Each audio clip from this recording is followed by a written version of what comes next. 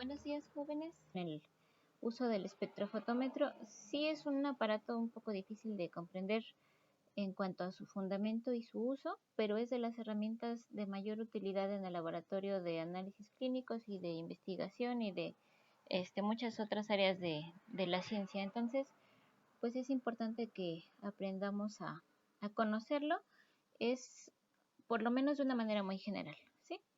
Ok, entonces tenemos acá la página donde está el uso del espectrofotómetro. El espectrofotómetro es este equipo que tenemos acá.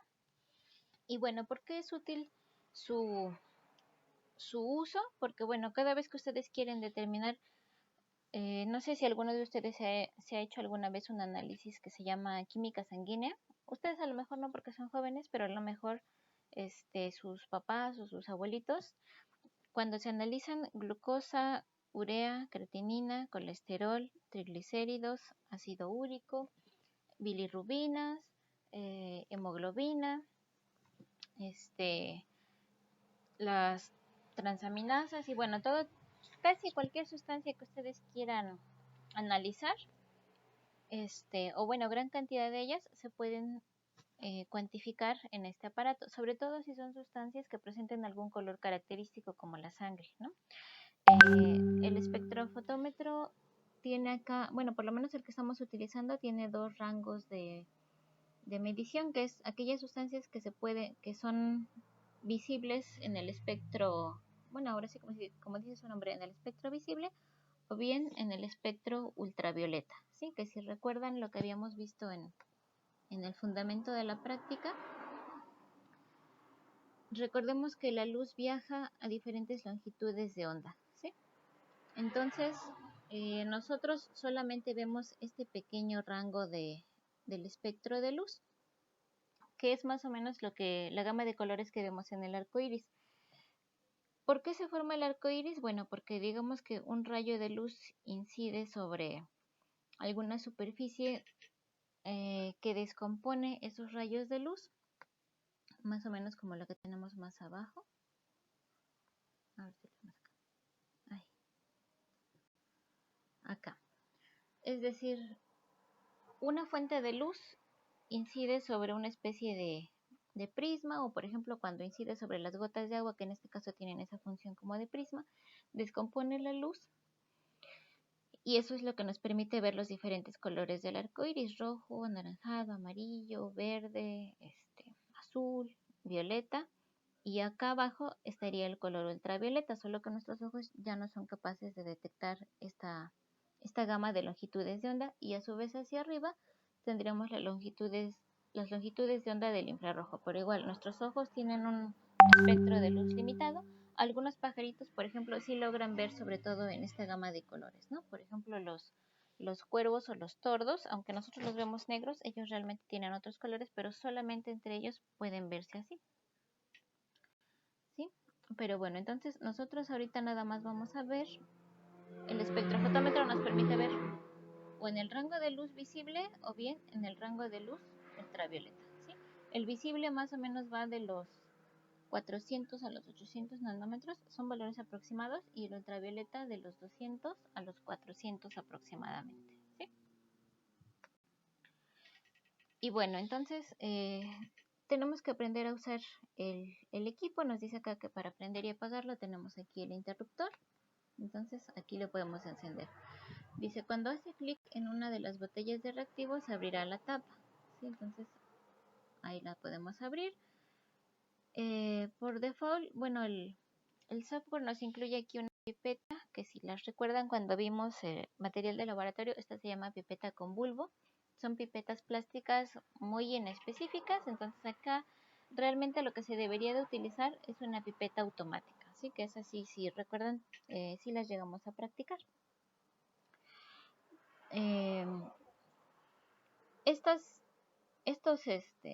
prismas que tenemos acá se llaman celdas o cubetas para el espectrofotómetro, ¿sí? Tienen la característica de que están hechas o de vidrio, o de cuarzo, o de plástico, dependiendo de qué tan sensible sea nuestra sustancia que vamos a medir, vamos a utilizar una u otra. Y también un poco de la economía. Las más baratas son las de plástico, De ahí le siguen las de vidrio. Las más caras son las de cuarzo. Son unas cosas chiquititas, o sea, una de estas ha de medir 1 cm por 3 o sea, este es 1 por 1 de ancho o de la base, y de largo miden más o menos como unos 3 centímetros.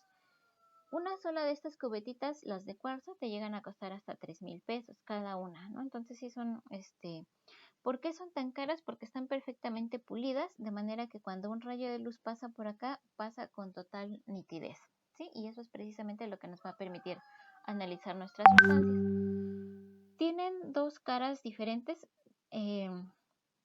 Esta que vemos acá en blanco es una cara totalmente transparente, mientras que la que tenemos de este lado como en tono gris es una parte que está como esmerilada. No sé si conozcan los vidrios esmerilados, que son vidrios así como que opacos. Y entonces cuando nosotros vamos a tomar la cubeta, vamos a tomarla siempre por la parte opaca, ¿sí? O sea, yo la voy a tomar con los dos dedos, con el índice y el pulgar, de acá y de acá. Esta parte nunca la vayan a manosear con sus dedos. Claro, si llegáramos a hacerlo, me parece que cuando lleven Bioquímica 2 lo van a seguir haciendo. Nunca la vayan a tocar de esta parte porque quedan, aun cuando tengamos el guante puesto, pueden llegar a manchar la celda. Entonces cuando pasa la luz, no solamente va a absorber la absorbancia propia de la muestra, sino también lo que ustedes hayan dejado ahí de suciedad, ¿sí? Bueno, entonces estas son las celdillas. Aquí quedamos que esto debería de ser una pipeta automática. Este es un vasito para lavados, entonces todos los desechos que vayan saliendo de estas cubetas los vamos a depositar aquí, ¿sí? Aquí tenemos la selección de la longitud de onda. Esta letra griega se llama lambda, pero acá específicamente nos va a mencionar la longitud de onda con la cual vamos a trabajar. ¿Cómo vamos a saber eso? Depende específicamente de la sustancia que vamos a determinar. Una de las características importantes del espectrofotómetro es precisamente esa especificidad. Cada sustancia, cada una, tiene una longitud de onda específica, ¿sí? Ahorita vamos a ver cómo se va a ver esa longitud de onda. Pero bueno, entonces no va a ser lo mismo analizar el paranitrofenol que la hemoglobina, que el reactivo de Bradford o el reactivo de Bradford más proteínas, etcétera. O sea, cada uno va a tener una longitud apropiada. Acá vamos a ir leyendo las absorbancias y acá, bueno, ya quedamos que estos dos cuadritos nos van a dar los resultados. Vamos a leer entonces las instrucciones de trabajo. Nos dicen, para abrir la tapa damos clic, como habíamos visto acá. Entonces le das clic y automáticamente ya empieza a pipetear, ¿sí? Cuando estemos en el laboratorio, esto hay que hacerlo con mucha precisión. Uno de los principales errores es que a veces tenemos dificultades para usar la pipeta. Y por ejemplo, si queremos medir uno, hay quienes miden un poquito abajo, un poquito arriba. Y por sensible o por poca cosa que parezca esto, nos puede arrojar resultados muy diferentes al momento de medir. Y bueno, si nosotros queremos depositarlo, simplemente aplastamos el bulbo de la pipeta y deposita. Si yo quiero depositar esto, quedamos que aquí la capacidad es de 3 mililitros y lo ideal es llenarla, porque si yo lo dejo hasta acá, el rayo de luz que pasa sobre el espectro pasa más o menos a la altura media de la celda. Entonces vemos que un centímetro cúbico no nos va a servir. Le ponemos más. Aquí ya puede medir, quedamos que el rayo de luz pasa por acá, pero para que nos quede más preciso, pues le podemos dar a los 3 mililitros, ¿no? Ok, ya medí los 3 mililitros de agua, cierro mi reactivo.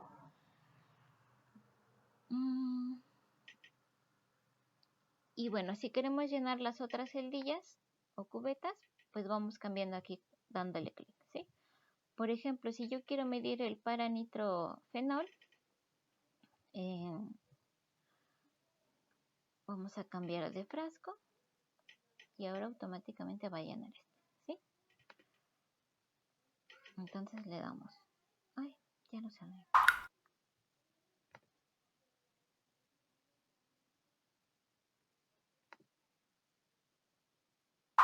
Van 2. Van 3. Aquí hay que aclarar, el software es tan específico que bueno, no permite errores y eso pues no lo va a hacer notar, ¿no? Entonces, si yo, por ejemplo, no recuerdo cuánto llevaba y le pongo 1 mililitro de más, pues vemos que así tal cual como pasaría en el laboratorio, voy a estar desperdiciando el reactivo, ¿no? Entonces me dice que me excedí de la capacidad de la celda, entonces tengo que limpiar mi mesa de trabajo y volverlo a hacer, ¿sí? Automáticamente esto ya lo manda al frasquito de los residuos y entonces pues tengo que volver a llenar. ¿Sí? Que igual, si ustedes dicen, bueno, ya no quiero que tenga el paranitrofenol, voy a medir ahora la hemoglobina, voy a medirlo otra vez o voy a hacer otra cosa, igual, le damos clic aquí y la celda que tengo seleccionada la va a desechar. Pero bueno, ahorita la vamos a llenar con 1 mililitro de paranitrofenol y 2 de agua. Acá pues igual, hay que considerar que este es un software. Si lo estuviéramos haciendo en el laboratorio sería una pipeta para cada sustancia, ¿sí? O sea, no puedo estarlo mezclando como ahorita que tenía el paranitrofenol y así como estaba la metí en el agua. No, tiene que ser una pipeta para cada sustancia. Ok. El recipiente de los desechos, ya vimos cómo funciona. Para acceder al compartimento de la cubeta hay que levantar aquí la tapita y seleccionamos nuestra celdilla. Bueno, ahorita vamos a ver esto con la primera actividad.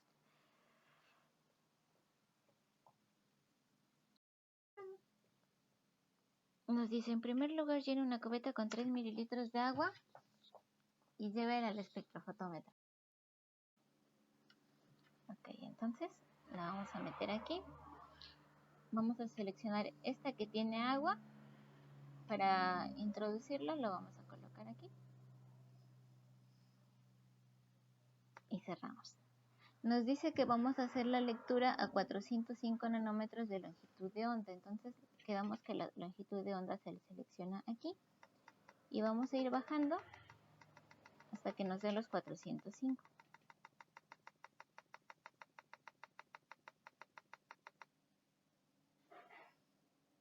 Ya me pasé. Ahí está. Y siempre que vayamos a analizar una sustancia, necesitamos introducir el blanco de sustancia. El blanco de sustancia es la celda que contiene todos los reactivos que vamos a analizar, menos el analito que se necesita. Sí, en este caso vamos a hacer mezclas de agua más el paranitrofenol. Y por eso el blanco nada más va a ser agua. Entonces le vamos a dar acá en absorbancia 0. Y ahorita ya está lista para medirse. Entonces el blanco, ¿qué es lo que hace el blanco? Si se dan cuenta, cuando lo introduje, acá me varió los numeritos. Entonces es como en la balanza, no sé si se acuerdan que por ejemplo cuando vamos a pesar una sustancia, colocamos un trastecito, que puede ser un vaso de precipitados. Y entonces cuando nosotros ponemos ese recipiente en la balanza, pues aunque sea un pedacito de papel, nos va a marcar un cierto peso y eso nos va a hacer ruido, ¿no? Entonces tenemos que darle tara, es decir, ajustar a 0 para poder hacer la medición. Acá lo que nos hace esta parte del ajuste es precisamente ajustar nuestros valores iniciales a 0, ¿sí? Eso es lo que hacemos con el blanco de reactivo. Para sacarlo presionamos esta. Y ahora sí, vamos a seleccionar nuestra primera muestra. Me sorprendo.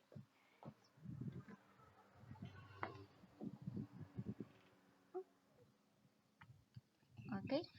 Nos dio aquí una lectura de punto 533. Si estuviéramos en el laboratorio, eso estaríamos registrando en nuestra libreta como primer nivel de absorbancia, ¿sí? Acá, bueno, para poder registrar ese dato le vamos a dar aquí.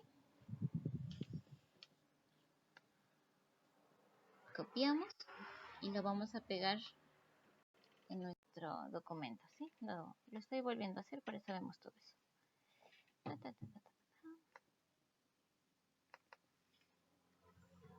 Registramos nuestros datos. Y bueno, entonces vemos una longitud de onda de 405 nanómetros, que es el valor que yo fijé para hacer el registro. La absorbancia en este caso que nos dio de punto 533, fíjense que en este caso los valores de absorbancia no llevan unidades, o sea, esto no se mide en metros, gramos por decilitro, ni nada de eso, es solamente punto 533. Y esta es la celdilla 2, por eso tiene este número. Eso es el valor numérico. Ahora queremos sacar el espectro.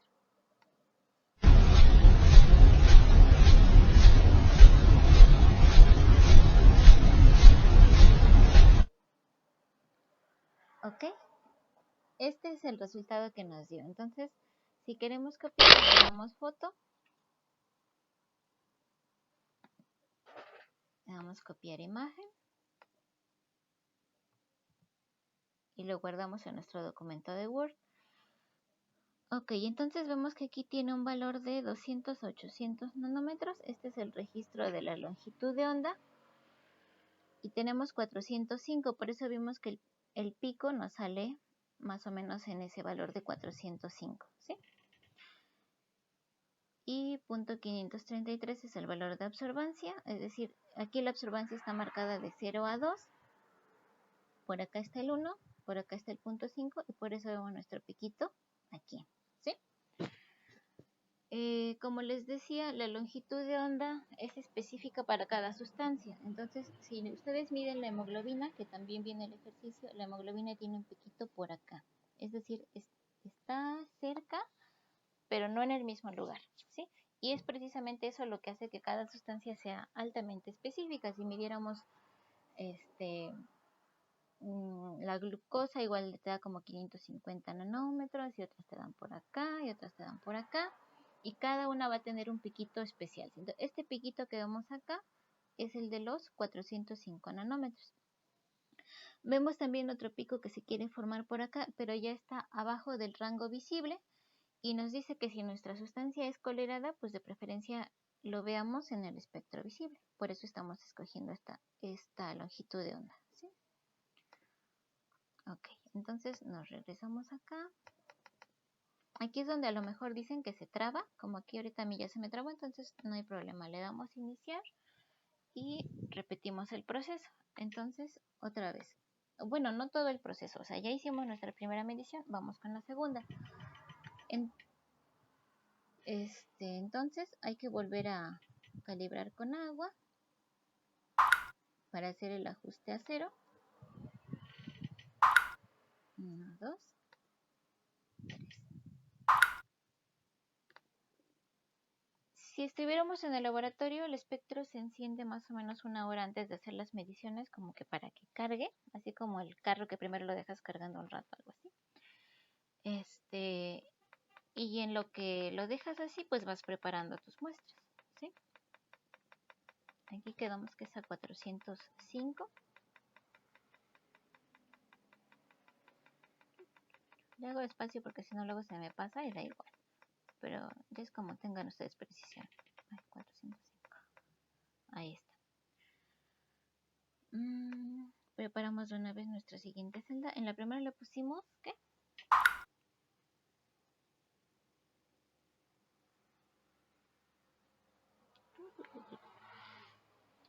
En la primera nada más le pusimos 1 mililitro del paranitrofenol. Ahorita le vamos a poner 2.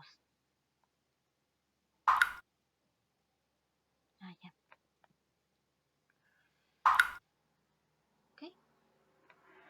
Y bueno, chequen acá lo que les mencionaba. Le pusimos un poquito más de colorante del paranitrofenol y por eso vemos que los tonos de amarillo se van haciendo cada vez más intensos, ¿sí? Entonces aquí es cuando le ponemos 1 mililitro de paranitrofenol, aquí le pusimos 2 y aquí le colocamos 3. Entonces noten que se va haciendo el amarillo más intenso y también la absorbancia tiene que ser proporcional. Ok, entonces vamos a calibrar primero con el blanco. Lo introducimos, ajustamos a 0. Lo sacamos. Esta lectura no se tiene que hacer, o sea, el agua no se lee, simplemente es ajuste a 0, ¿sí?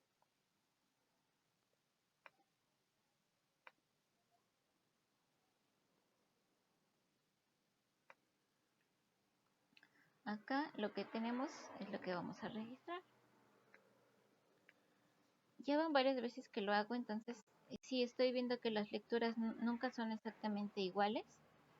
Como les decía, el equipo está considerando la mano del operador como error. O sea, en cada medición no es igual que yo lo mida. Cada persona tiene una forma de medir con la pipeta y eso nos va a causar pequeñas variaciones. Pero vemos que los resultados nos deben de dar parecidos. Entonces todos debemos de tener valores iniciales de 0.5, luego de 1 y en la tercera medición de 1.5 aproximadamente, ¿sí? Igual sacamos su espectro.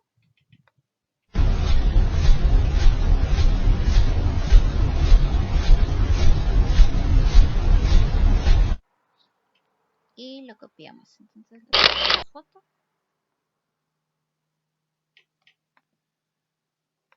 Copiar imagen. Y ya, entonces así vamos sacando nuestros resultados, ¿sí? Noten acá al momento de comparar los espectros. Este es el primero y el segundo, ¿sí? Vemos entonces que seguimos midiendo para nitrofenol. Los picos de absorción en el espectro visible siguen dándose exactamente en el mismo lugar, ¿sí? Esto es para el paranitrofenol. Como les digo, si yo quisiera medir hemoglobina, el pico ya no me va a dar ahí, me va a dar en otro lado porque ya es otra sustancia. ¿Qué es lo que está cambiando entonces? La altura del pico, o sea, la amplitud. Acá vemos que nos daba 1.5, acá nos da en 0.1. Y entonces, ¿qué esperaríamos observar? Que en la otra, que lleva 3 mililitros, nos dé más o menos en 1.5, ¿sí? O sea, va creciendo conforme a la concentración de la muestra. Entonces, eso es más o menos lo que tienen ustedes que ir observando y registrando en sus respectivos espectros. Acá arriba. Este que tengo aquí arriba, lo voy a bajar para que lo veamos abajo. Bueno, para que lo comparemos, ¿no? Este es el de la hemoglobina. En el de la hemoglobina vemos entonces el pico ya no me da exactamente en el mismo lugar. Son sustancias muy cercanas. Hubiera sido bueno verlo tal vez con otra. Pero vemos que incluso el espectro no es el mismo. Aquí tiene más piquitos, ¿sí? Pero sí, el más alto, en este caso para la hemoglobina, está cercano a los 420 nanómetros. Y bueno, la altura del pico depende de la concentración que se le haya añadido del analito. ¿Sí? Entonces, eso es básicamente lo que tienen que hacer y registrar. Y pues igual, si tienen más dudas, si necesitan tiempo, me dicen.